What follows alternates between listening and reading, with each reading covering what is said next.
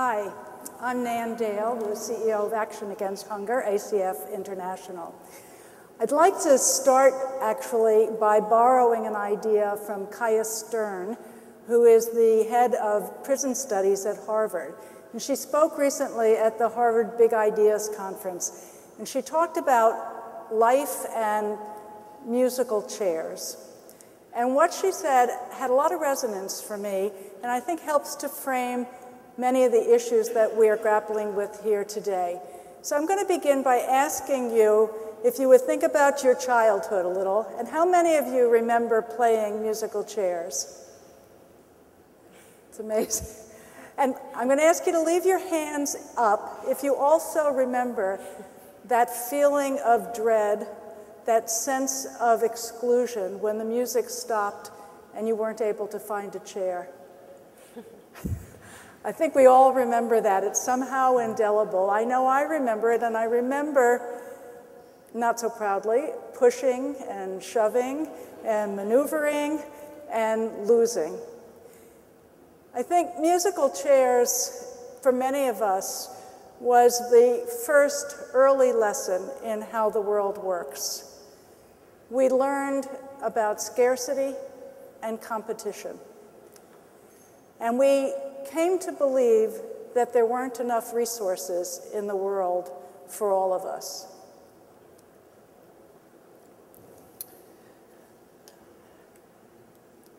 Sorry. Some of us even can remember back to realizing that there were, in fact, plenty of chairs in the room, even though we couldn't find one, that they had simply been taken out of the game and that we had lost access to them. For many, these lessons persist, and folks have come to believe that issues like global hunger and thirst are issues of scarcity, that there simply isn't enough to go around. But it is not the case. It is not true.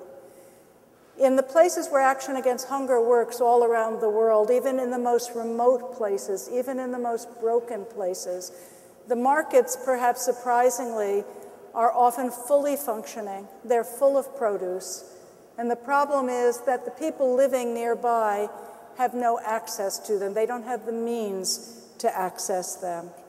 And for the most part, it's the same with water. If we're going to solve these problems, we're going to need to rewrite the rules.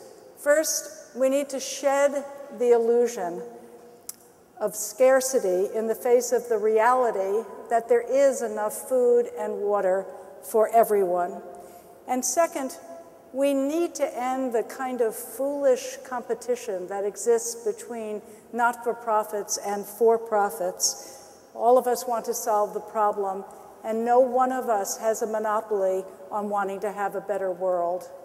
And it's precisely because of these beliefs that I'm here today to share with you how two global not-for-profits and two global corporations have come together to make a life-saving commitment to provide safe, clean water, what we, with only a touch of irony, refer to as the ultimate liquid asset, to provide that kind of asset to 44,000 people in the Democratic Republic of the Congo, a nation still reeling from decades of conflict and neglect. Action Against Hunger has been in the DRC since 1997, where we've developed a strong working relationship with government at all levels of the country and of society. We work with the Ministries of Health and Agriculture to build the capacity of the country to end deadly malnutrition. Deadly malnutrition is claiming the lives of so many Congolese children. To end malnutrition, people have to have access to clean water. Water is every bit as important as food. And waterborne diseases both cause and complicate malnutrition, resulting in the deaths of many thousands of children every single day.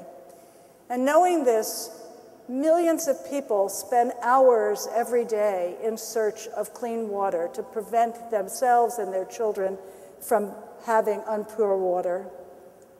Instead of tending to their crops, instead of tending to their children or their businesses, women are fetching water. Instead of going to school, children are fetching water. So providing clean drinking water is one of the most efficient and effective things any of us can do to interrupt the cycle of malnutrition, poverty, and disease. And it's precisely why the 4 organizations that you'll hear from have come together to create what we call the Clean Water Access Initiative. Our very first partner in this regard was Tyco International. So to tell you that part of the story, here's Paul Fitzhenry. Just to take a step back, Nan, the Clean Water Access Initiative was conceived and launched by Tyco and Action Against Hunger 2 years ago. Tyco made an initial commitment of $2 million to fund this in both cash and hopefully in product donations from our company's businesses. The partnership actually grew out of a crisis, which was the Haiti earthquake, when we needed to find a partner that could act very quickly on the ground in the humanitarian relief effort. And through a quick search, we found Action Against Hunger, and they were on the ground with a team already before the earthquake struck, and were able to work very quickly with us with a small donation. So why water and why Action Against Hunger? Tyco we're a diversified industrial company. We're not the toy company that someone asked me about earlier today. We're a diversified industrial company with a water business primarily in the Asia-Pacific region, and we have extensive water pipeline manufacturing and water transmission installations across the Asia-Pacific region in many water-challenged countries. Why Action Against Hunger? Quite simply, they have the experience, more than 30 years, in solving water and hunger problems.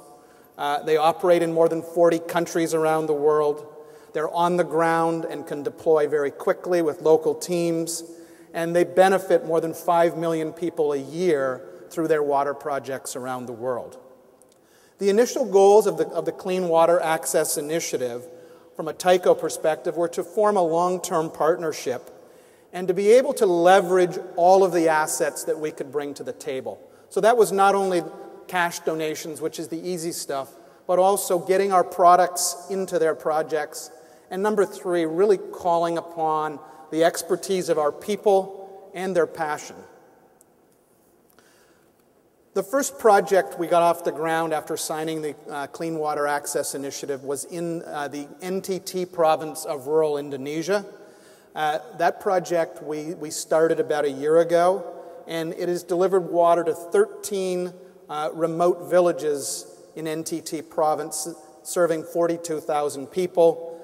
Pleased to report that project was completed earlier this year, and what really made it valuable for Tyco was that we were able to bring the full range of assets to that, including members of our manufacturing and engineering teams that actually were on site in Indonesia and helped with the installation. Year 2 came along and we started to think bigger. What is it we could do to have a project that would have greater impact? And as Nan mentioned, the DRC came up with as an idea and a big picture idea.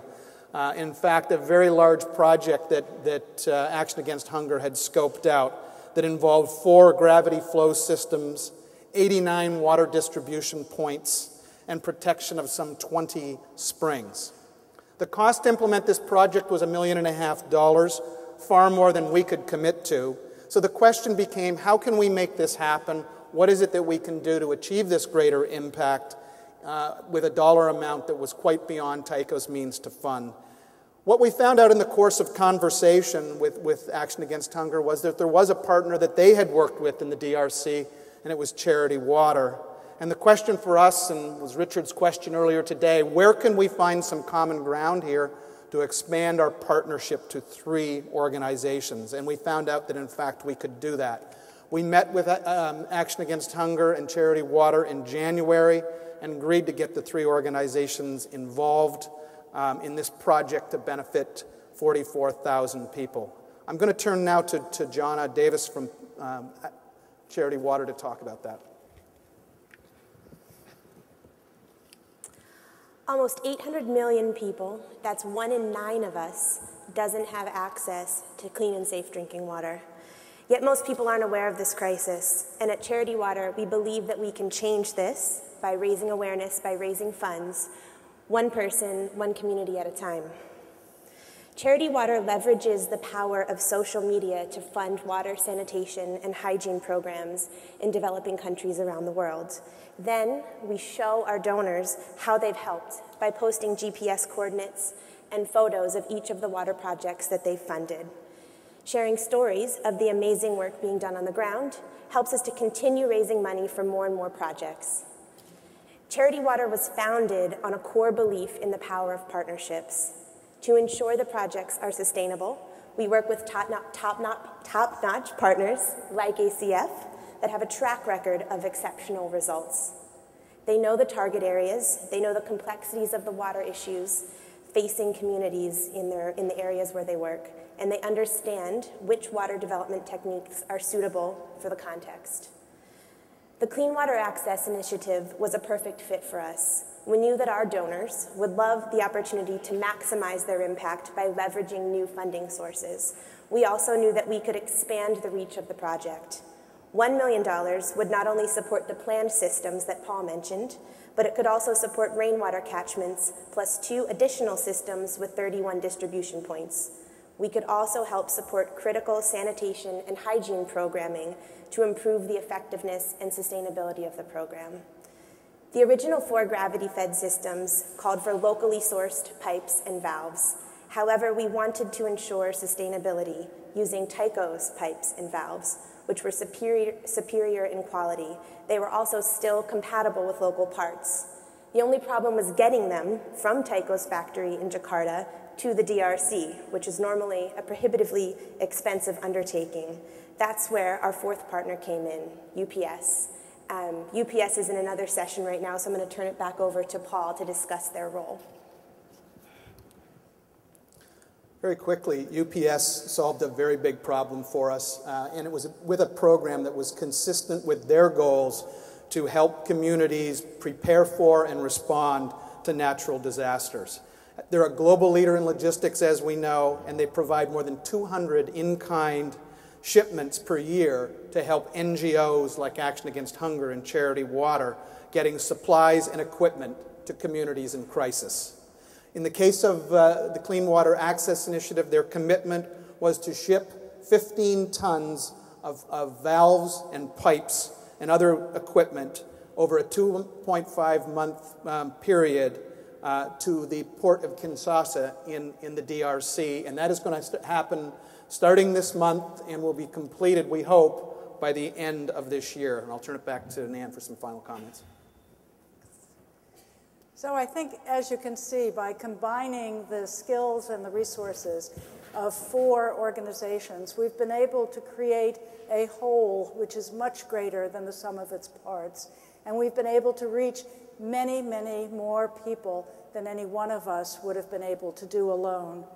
Action Against Hunger created the initiative, and based on its knowledge of the country and our expertise in water, Charity Water came forward with 75% of the funding.